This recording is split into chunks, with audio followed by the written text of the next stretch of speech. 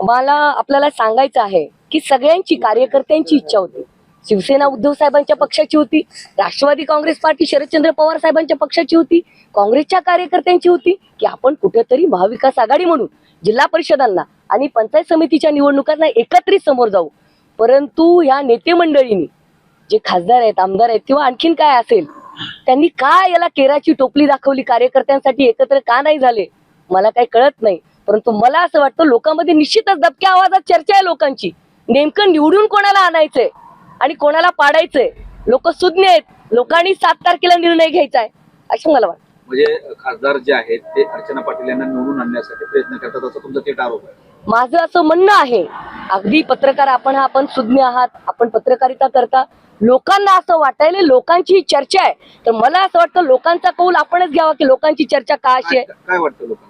लोकांना असंच वाटतं जे तुम्ही म्हणलात. मी हवं तसं नाही, स्पष्ट सांगा की नेमका लोकांना असं वाटतं की कुठेतरी महाविकास आघाडीने असं वोट डिवायडेशन करण्याचं काम माननीय खासदार साहेब असतील, आमदार साहेब असतील यांनी करायला नाही पाहिजे होतं असं लोकांना वाटतं. आणि कुठेतरी समोरच्या पार्टीला निवडून आणण्यासाठीचं काही प्लॅनिंग आहे का काय असं लोकांना वाटतं. मला नाही, लोकांना वाटतं. गटातल्या लोकांना मला प्रामाणिकपणे विचारायचंय, त्यागमूर्तीने हा जो धपाटा घातला एकनिष्ठ कार्यकर्त्याला आणि भारतीय जनता पार्टीची मूल्य जी पायदळी तुडवलेली आहेत, म्हणजे घराणेशाहीचा उच्चांक काय असतो, प्रत्येक पक्षात जाणार मीच आमदारकीला उभारणार, प्रत्येक पक्षात जाणार मीच खासदारकीला उभारणार, कधी पक्ष बदलतात, कधी प्रवेश करतात, कोणालाच ठाक पत्ता नाही.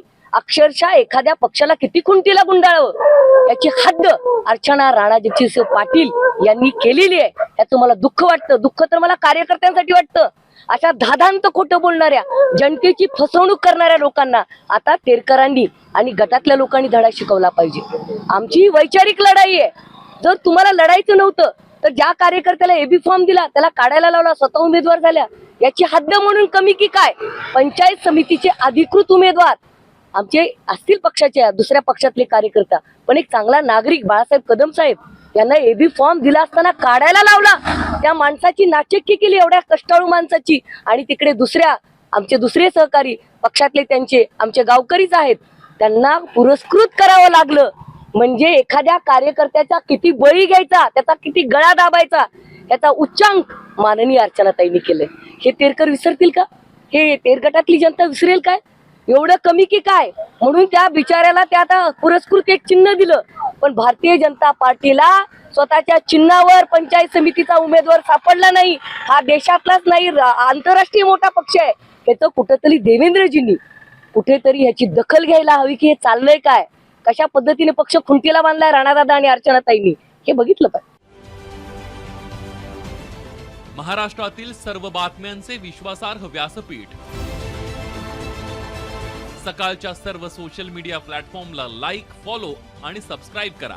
तसंच सर्व नोटिफिकेशनसाठी बेल आयकॉन प्रेस करायला विसरू नका.